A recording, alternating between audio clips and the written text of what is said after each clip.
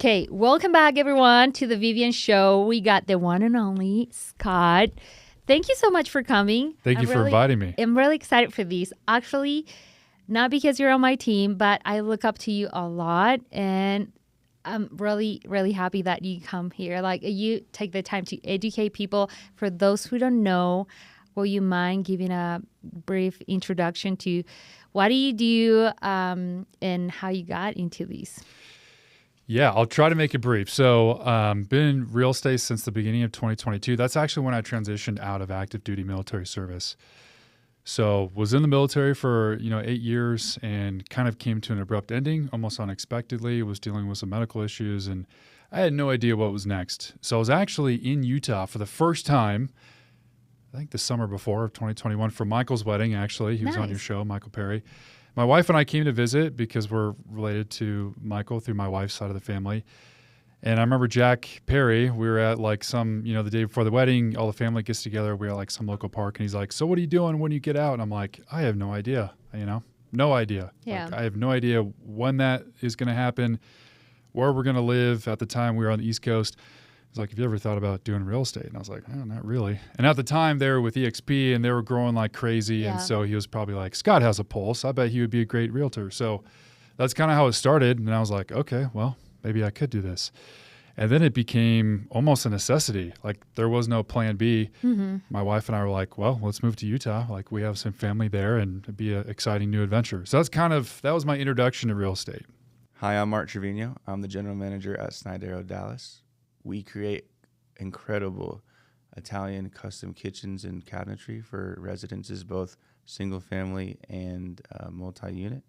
We have been in business for 80 years. The company Snidero has been in business for 80 years. And we are opening the biggest Snidero showroom in the world in the heart of Dallas, Texas, in the Dallas Design District. With over 400 points of sale, we can reach you kind of wherever you need us to be. And we are so excited to introduce Snidero to the Dallas community. You can reach us at www.sniderodallas.com.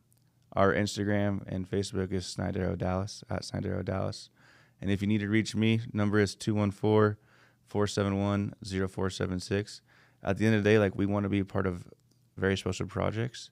And if you have one that you think we should take a look at, please reach out to us and let's collaborate, let's create. Okay, that's pretty cool. A lot of people are like, when I grew up, you don't think about being a real estate agent. No, not at all.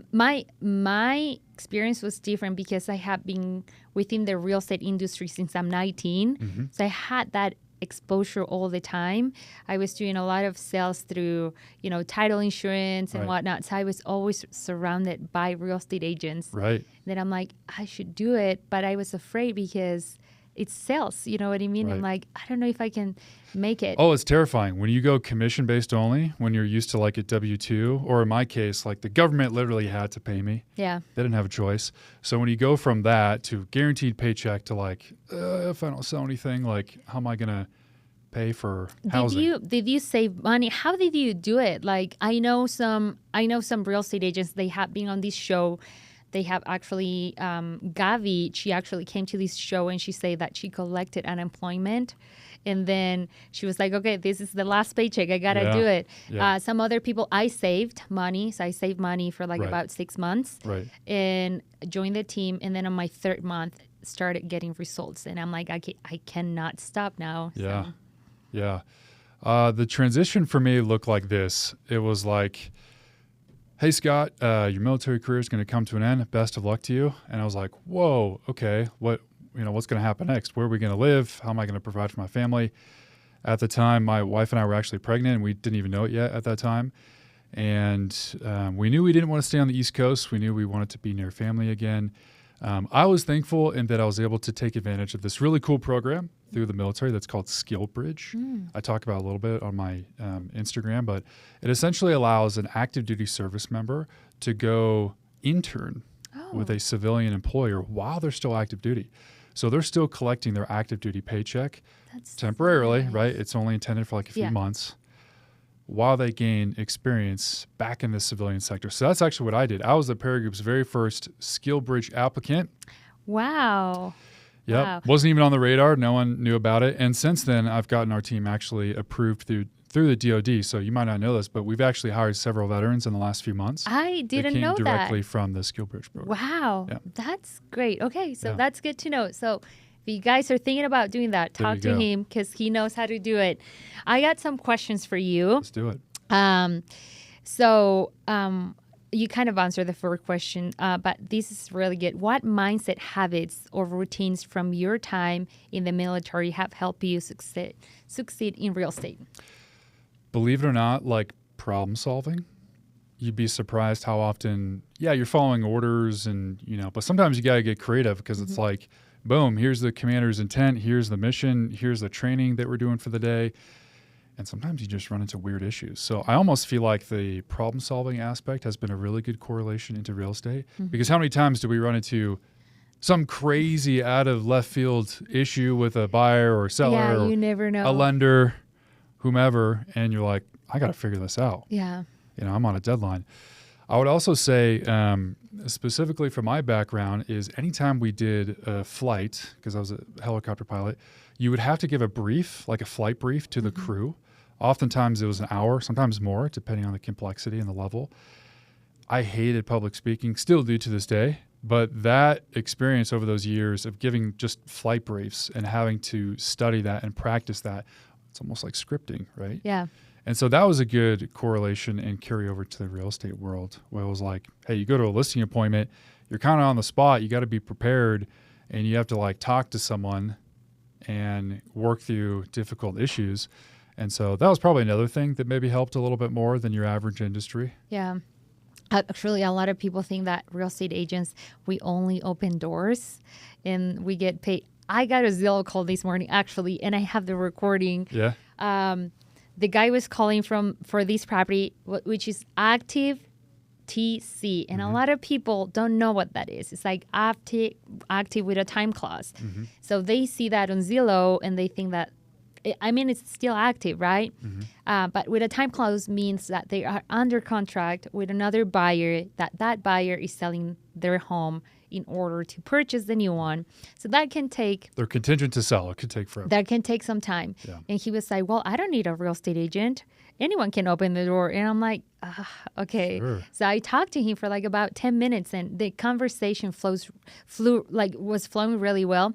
He was basically telling me that he hired homie.com for the sale of his home a few years ago. Then buying that one, he was like, actually, you're not being truthful because I don't need a real estate agent to get into any home that I want. And I'm like, technically you do. It's not the same as 3 years ago. And I feel like a lot of people think that we only open doors. And then I actually explained it to him what is active TC. And he's learning a lot. I'm actually showing him a home tomorrow. After him telling me that There you he go. didn't want to. I mean, Yeah. you could technically represent yourself in court. You don't have to have an attorney. Yeah. It's the same thing. Yeah. Like, okay, go for it. Let's see how that turns out. So it's funny. I don't think real estate agents, they don't have the best rep. But once you get into the business, if you're even thinking about entertaining the idea about getting into real estate, it's not going to be like selling sunset. I say that all the time Right. because they have these high expectations. They see all these things on social media, Yeah. these $1 million homes. So you started at the Perry Group. Why the Perry Group? And why have you, lingered around with the Perry Group for so long? Oh my gosh, I got incredibly lucky because, Jack, Michael, they were, distant family members of my wife. So even if their team was horrible, like that's the team I would have joined and started with. Yeah. And it just so happened they were growing this like incredible team. And it's funny is I remember like 2017 when their team first started, I remember doing this like stupid training exercise in Yuma, Arizona, which is not a pleasant place to live. And I remember like the beginnings of Michael, like, and those guys getting into real estate. And then, fast forward a few years. So I joined almost because it was like, that was my in, right? My wife and I literally did not know anyone besides the Perrys in the entire state of Utah.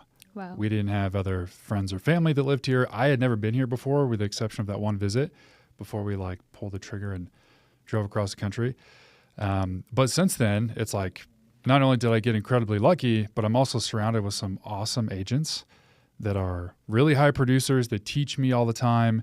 and we can collaborate. And real estate is this weird, like, there's kind of this hidden like competition amongst realtors because it's like, I'm afraid you're going to take my business and you're afraid I'm going to take your business. We don't really see that on our team, which is surprising considering we're the largest team in Utah.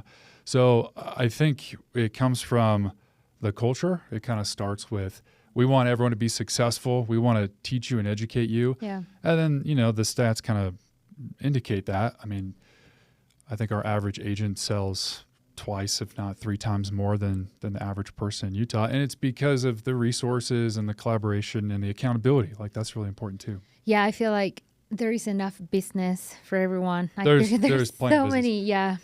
Well, I went to the Tom Ferry conference this year, and one of the stats that blew my mind, 6%, and this is national, 6%, I'll even look at the camera, 6% of agents across the country sold 60% of the listings last year. Wow. Yeah. That's a crazy. I The didn't know that. other, whatever the number is, the other like 24% sold the other 40%. Wow. Which is why 75, 80% roughly of agents don't sell anything every year.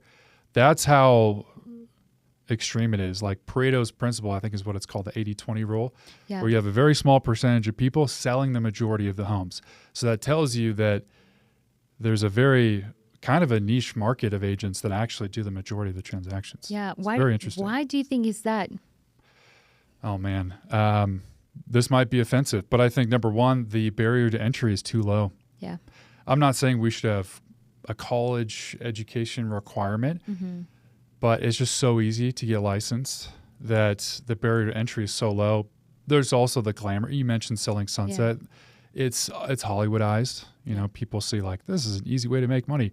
And guess what? In 2020 and 2021, it was very easy to make money. But easy markets make really bad real estate agents, and really hard markets make really good real estate agents. Ones. Yeah. I think that's why a lot of agents, they're like on the first year and then they quit because they realize that it's a lot of work. Way more work than you expect. Yeah, a lot of more work. It's like owning your own business. I feel like everyone wants to be an entrepreneur right now, but then you get the business going and it's like, okay, I actually have to work. I got a few other questions for you. How do you handle, talking about working a lot, how do you handle high pressure situations in real estate, specifically when deals get tense or very emotional? Yeah, I think the first thing you have to understand is life is short. Like there's no one transaction that's going to make or break my life. I have my priorities. And real estate is on that list, but it's not at the top. And I think if you just have some perspective and you're like, okay, this is difficult. We're dealing with a lot of money. We're dealing with emotional humans. Yeah. But if you take a step back and you just kind of pause, let your physiology calm down and kind of reflect, there's no one transaction that's going to make or break your career. And I think having that peace and that state of mind, I think helps your clients be relaxed too. Because if you're relaxed in a really tense situation, your clients will be relaxed too. I'll also admit there's a difference between chronic stress and acute stress. Yeah.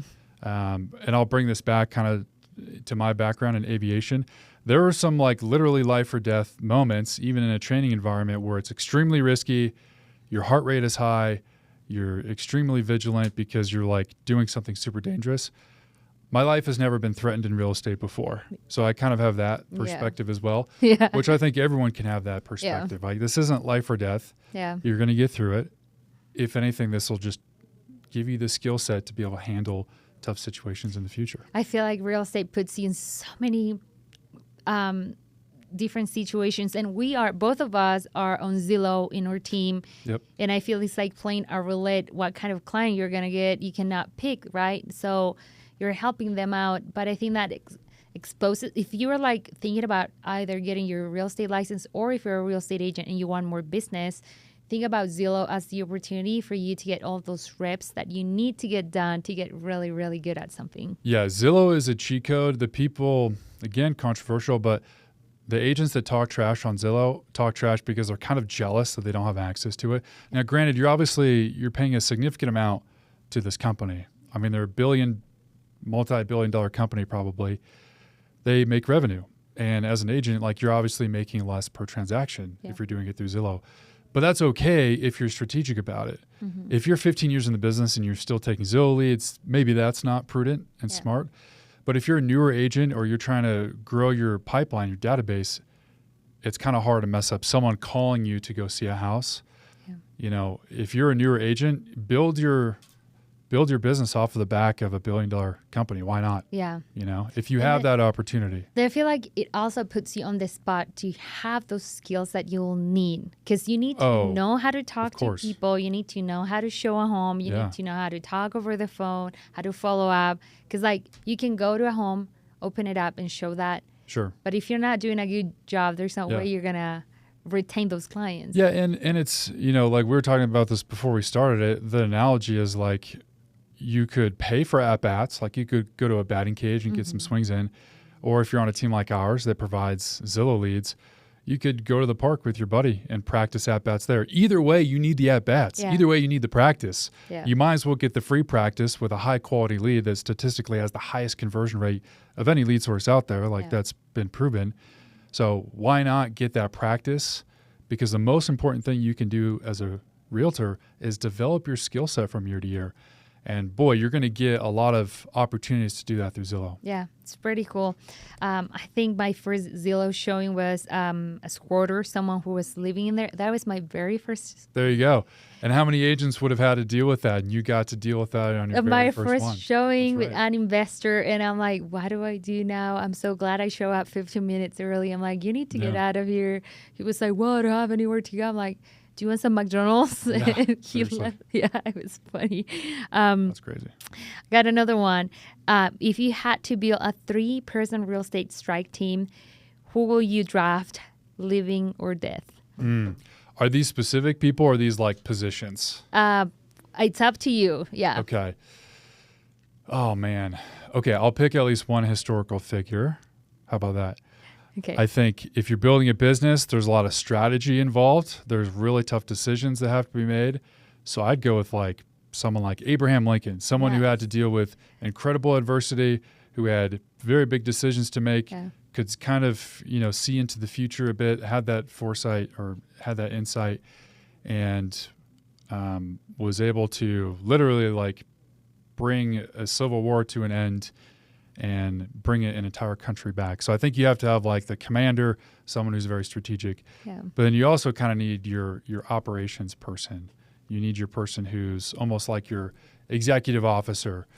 Emily, I'm kidding. Like someone like that's Emily. A great example is like an Emily, you know, someone who's like not necessarily admin, but someone who's dealing with all the day-to-day operations, right? And then from there, like probably repeat that question again. I want to answer it as best I can. It's if you're 3-person if you have team, to build a 3-person real estate strike team, who will you draft, living or death? Real estate team. Oh man, I feel like you gotta, because we live in this day and age of like media and video. Yeah. I'm trying to think of like a famous YouTuber or a famous social media person, but someone like Ryan Serhant. Yeah, like a Ryan Serhant or like a Brad McCallum from you know, someone who's just like really good with video, can help you with the media because it's not going away. So I feel like you need someone who is an expert in that field. Yeah, it's doing this. It's a lot of work. A lot of people think it's like, oh, you want to be famous and influencer. I'm like, no, that's the last thing I want to do. I just do these because I know there are people out there that they're actually using this platform that if I'm not there, someone else will. Totally. So, yeah. And if you lived all over, where will you retire if you can pick up anywhere in the U.S.? In the U.S., I mean, we moved to Salt Lake for a reason. We finally had the option of kind of, you know, my wife and I of living where we wanted to. And we had both kind of lived all across the country. I mean, I grew up in the Pacific Northwest. My wife and I both went to college in Southern California. We were stationed in the South on the East Coast. So I'd kind of like seen a good portion of the country. And Utah and Salt Lake City, it matched up. It matched up with the obvious, which is the geography. And, you know, we wanted to live near the mountains again. We had lived near the coast for a long time. But I think if I'm going to answer this question kind of practically. If you're going to retire, you want to be near family, you want to have fun, leisurely activities. That's what Salt Lake is. Salt Lake is home to us, and so we'd probably stay here. Maybe I'd Utah's buy. amazing. I It love is it. really nice. I Yeah. might get a bigger, nicer house, for retirement, or maybe a bit more property. But between the culture and the economy and the type of people that live in Salt Lake City, it's hard to beat. It's pretty nice.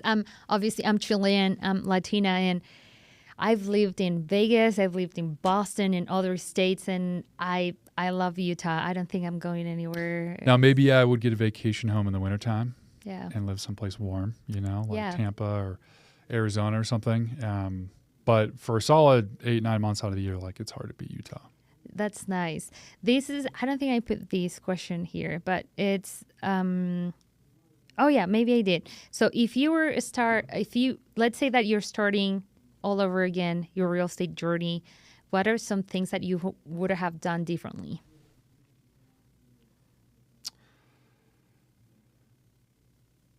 What I would have done, I did this, but probably not to the degree that I should have. I probably would have taken a bit more risk in how I was going to build my business. So not just relying on team paid for leads or like close SOI.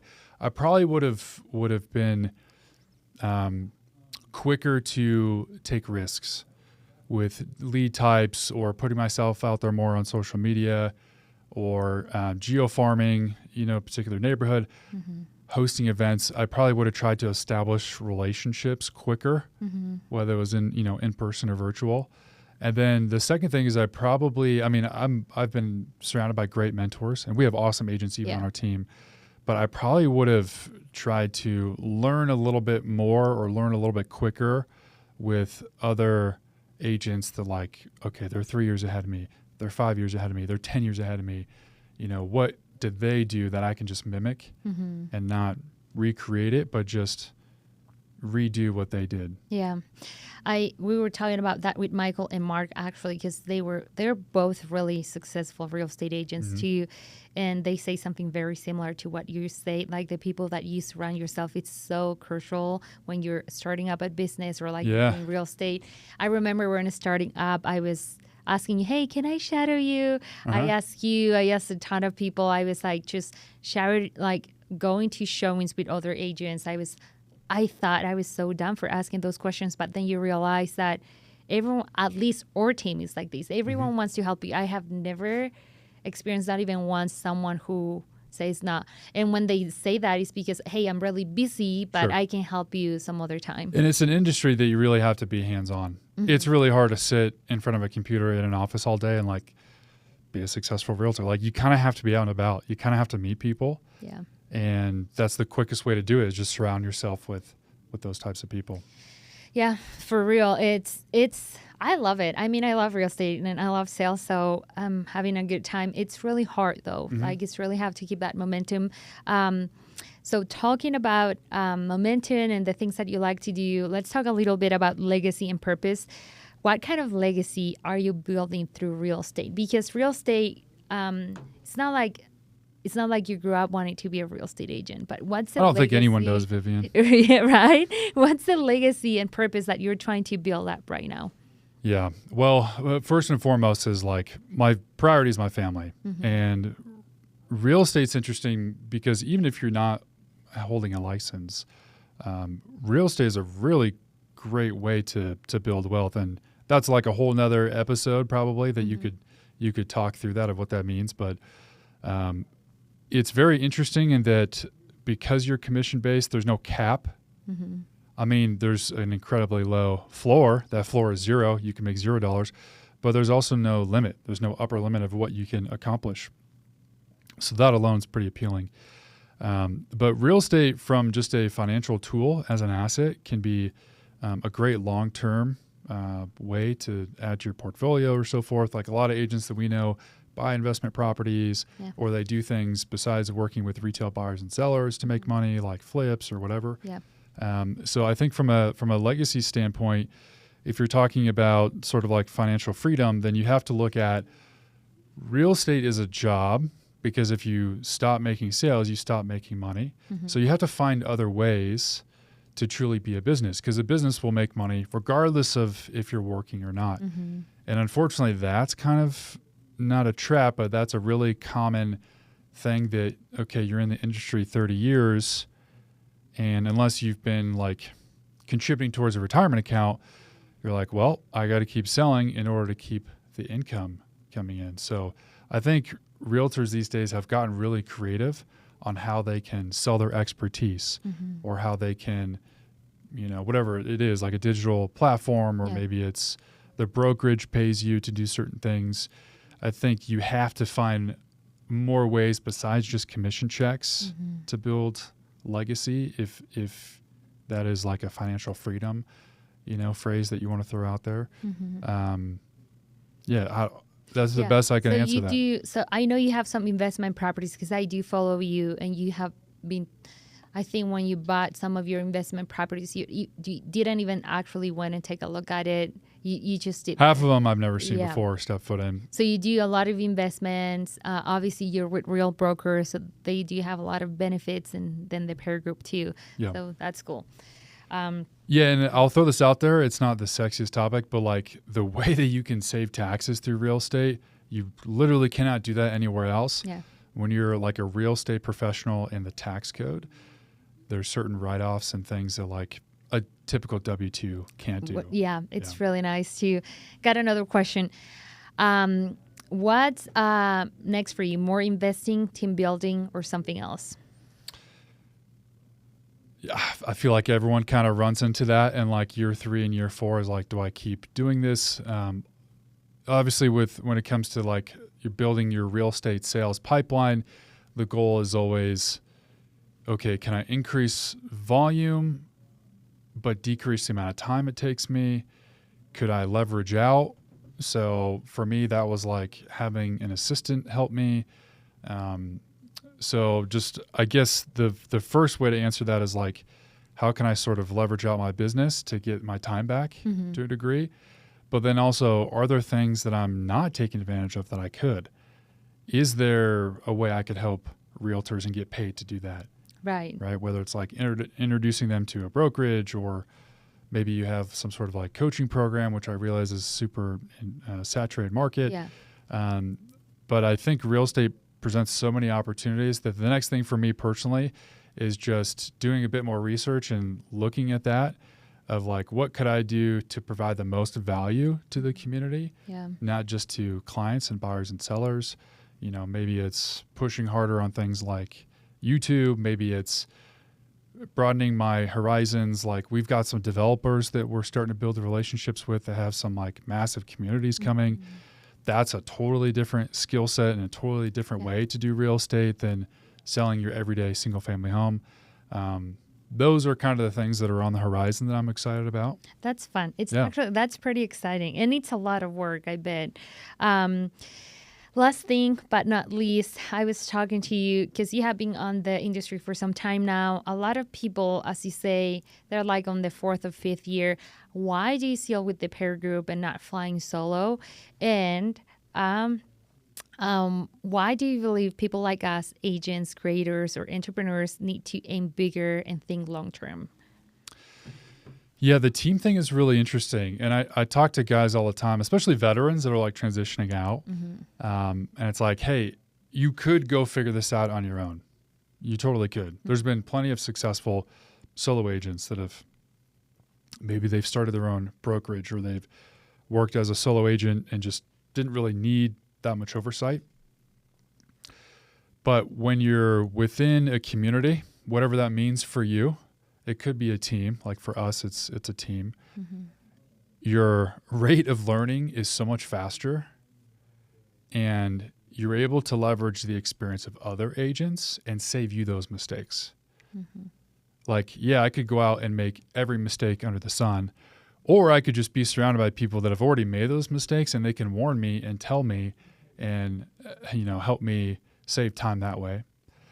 And then I also think there's a psychological aspect of it, of being on a team or being surrounded by other people that like do better than you or produce more than you, or maybe they're 100% SOI business and that's what you're trying to do someday, or maybe they generate leads this way and you haven't figured out how to do it yet.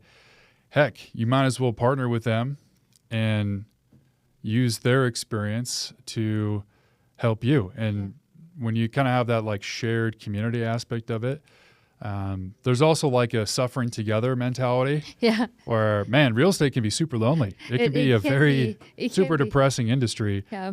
That's why the failure rate is so high in the first 2 years. Yeah. But I feel like if you're in that, like, okay, you've been in it 4, 5, 6 years and you're still not getting the results that you want. Well, if you keep repeating the same thing that you've been doing, but expect a different result, Yeah. that's not going to happen. Also, when you join a team, like, what's the worst that can happen? Yeah. You learn a bunch and then you leave anyways. Like, you really don't have anything to lose. I have a friend. She has been on the industry for about 4.5 years, and she was on a team, and she was closing 4 or 5 deals a year, and she also had access to Zillow. Then I got my license, and then after like 3-4 months, not to brag, but because I don't feel this is just me. It's just that it's the team. It's like a whole thing, you know, like if I would have gone solo, there's no way I would have closed that many deals when I joined. And she saw that and she was like, the heck, how is that possible? I have been doing real estate for 4 years. Well, there's also the association aspect of it. When you're able to associate with a high level brand or company, that carries weight as well. Yeah. Because it's no longer just what have you accomplished, it's what has the team accomplished that you're a part of. It's the difference between being a tennis player and being on a baseball team. Yeah. You know, the baseball team, everyone plays a role, and they all have their own independent contracts, and they're all performing to their own best degree, but they're working towards something. And that's a really, I think, important consideration. It feels a lot more valuable when I'm working towards something with others, and I'm not doing this alone. Yeah, it's really cool. So we have actually in our team, we have accountability teams, like mini teams within the team. We have this elevation series. If you want to practice scripting, you can. There's sometimes actually that I have called you and say, hey, I don't understand this deal. It's really complicated. Right. And I have done that with a lot of other real estate agents that they have a lot more knowledge than me. And then I'm like, okay, we broke it down. This is what you need to do. Well, here's what's crazy. Most people, they go straight to the broker. And there's nothing wrong with that. But instead of just having one person to go to, I could leverage an entire team. And with one message on Slack, I could contact 250 different people to get an answer. And beyond that, people have different subject matter experts in different things. So rather than me having to go to my broker for every single question, every single issue I have, I can be like, well, Vivian is bilingual. I'm not. Let me bring her in on this, and maybe I could get this transaction done where without you, I wouldn't have been able to do that. Or if I have a specific question about, quality of materials on a flip or creative finance, like whatever the unique thing is, there's at least one person on our team that's like super knowledgeable about that. Yeah. Talking about knowledge, you're really great at following up. Usually. Yeah, you're really good at following up. Sometimes you do have Spanish speaking people and you do a group text and I totally forget about them. And then I'm like, it's a Monday morning at 8 a.m. and you're following up with them. Where does that, are you like very strict with your calendar? How does that, is that who you are? As it, like you were born like that? Well, you always hear in sales, like the money is like in the follow-up, right? And there's also studies that show like someone has to see your content or has to see your stuff 8 times, 12 times, whatever the number is before they're willing to engage. And so it's like, all right, well, the stats show that, by the way, I'll use Zillow specifically. There's a very high percentage, or there's a certain percentage of leads from Zillow that close within the first 45 days of you meeting them. But there's still way more sales that occur that aren't within that first 30 to 45 days of you making that initial connection with someone. Okay, so what's happening to all those people? Like, if you're not closing them, then another agent is. Yeah. So you might as well just do the follow-up. And again, you're not going to capture it all, but it's a numbers thing. Still, something that I struggle with is not taking things too personally when someone chooses not to work with me, or if we're not a good fit, or if it doesn't work out for whatever reason. But sales kind of, it is a numbers metric based thing. So if you basically stop following up with them until straight up tell you, no, I don't want to work with you. Stop calling me. I mean, I try not to be annoying. I try to be strategic with it. Yeah. There's also like follow up for the sake of follow up. And then I think there's also a strategic way to do it and have an actual process in place. And we overuse the word system. Yeah. A system is just a repeatable process, right, with a predetermined end state. Yeah. So if you are able to repeat that process through a system, and like we use a CRM, right? Yeah. Every agent out there probably should be using one. I have a horrible memory. Is that you or me? Yeah, this is me. There you go. I have a horrible memory. And if I don't write something down or put it in my notes or set a follow-up task, I forget about people all the time. Yeah. So I feel like if you're just diligent enough to take the 30 seconds to put it in your CRM, add a follow-up task, and then every day you're just going to your list of tasks. It's actually quite simple, and it should be. Yeah. It shouldn't be like, who should I call today? It should be like, no, here's the people that I've already predetermined last week that I was going to call today. Mm-hmm. What do you think people fail on that, like on following up? It's not fun. Yeah, it's not. Like I would much rather make a bunch of reels that day and distract myself. So that's probably like the honest truth is like, it's just not exciting. Yeah. But I think if you look at any industry of people that are top producers or closers, it's just, they just have a really good follow-up system. But it's not just, like I said, follow-up for the sake of follow-up. It's providing value to those people. Yeah. And I feel like we're bad at that.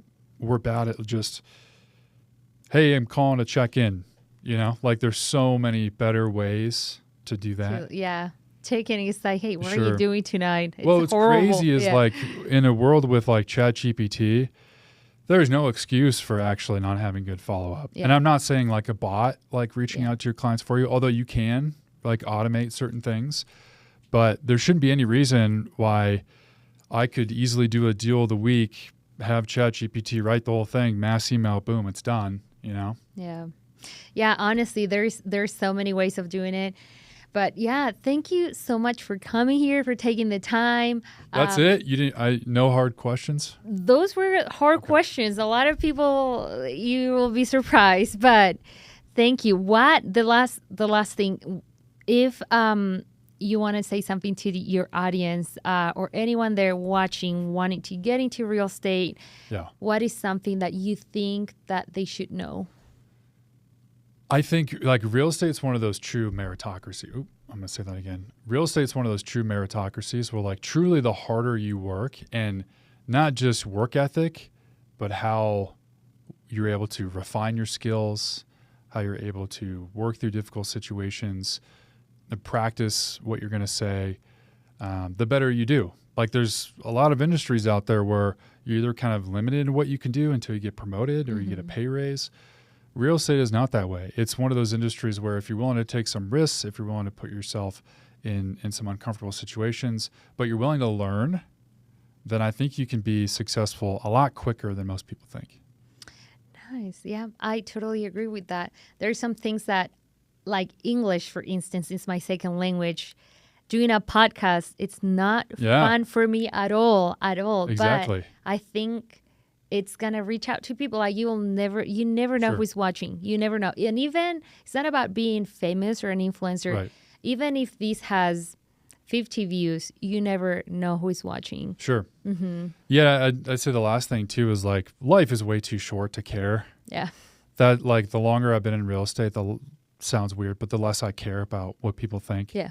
In fact, the more like antagonizing your content can be, that's a good thing. Like if you don't have haters and everyone loves you, you're probably not doing it right. You actually do need haters in this world. Yeah.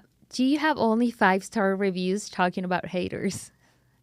Like on Zillow, yeah, but no one, I mean, Zillow's like more intentional, right? It's like someone you've worked with before. Yeah. The review thing is interesting, but even just on social media, like people commenting or like for me, like people will comment stuff in YouTube comments or on Instagram.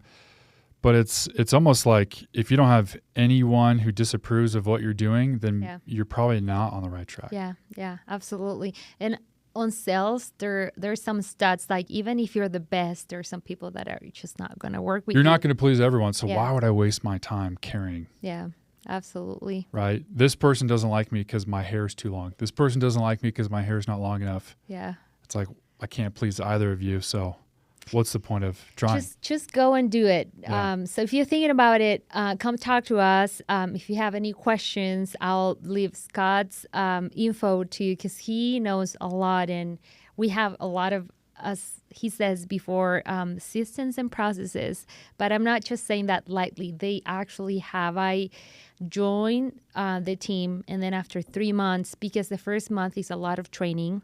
Yep. Second month, I was working towards getting into Zillow. Then I started getting calls, lots of showings. Third month was when I got my first under contract. So I just want to be real because a lot of people think it's like, I'm just going to get my license and I'm just going to sell a lot. Sure. It's not like that. I don't know how your experience was. Did you get under contract? I mean, it wasn't like immediate, but Mm-hmm. we definitely, like statistically, the people that do join our team get their first deal.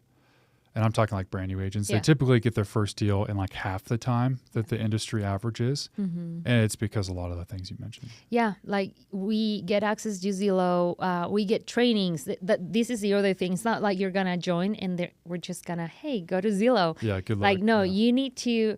That's the other thing I wanted to mention. I almost forgot. A lot of people have beef with Zillow because they cannot convert. Or like, no, Zillow is not that good. The leads are not good. And I'm like, no, you guys don't have the right strategy and the right system to actually convert them. But we do have a lot of training. We have a very specific system that it actually works because that there is a reason why we're converting them. Otherwise, it wouldn't be good. Exactly. So if you're thinking about joining real estate, you don't have any leads, or you're just starting up from the ground, I'll advise to come talk to us, and we can get you in contact with the people that can get you into it. And then we have different offices. We have one in St. George. We have one in Utah County, Daybreak. We have one in Farmington, Salt Lake. Lots. We're growing a lot, and there's a reason why we're growing. So yeah, if you want to join, come talk to us. And thanks for coming over. Thank you. Till next time. Hi, I'm Mark Trevino. I'm the general manager at Snydero, Dallas. We create incredible Italian custom kitchens and cabinetry for residences, both single family and multi-unit. We have been in business for 80 years. The company Snydero has been in business for 80 years. And we are opening the biggest Snydero showroom in the world in the heart of Dallas, Texas, in the Dallas Design District. With over 400 points of sale, we can reach you kind of wherever you need us to be. And we are so excited to introduce Snydero to the Dallas community. You can reach us at www.snyderodallas.com. Our Instagram and Facebook is Snydero Dallas, at Snydero Dallas. And if you need to reach me, number is 214-471-0476. At the end of the day, like, we want to be a part of very special projects. And if you have one that you think we should take a look at, please reach out to us and let's collaborate, let's create.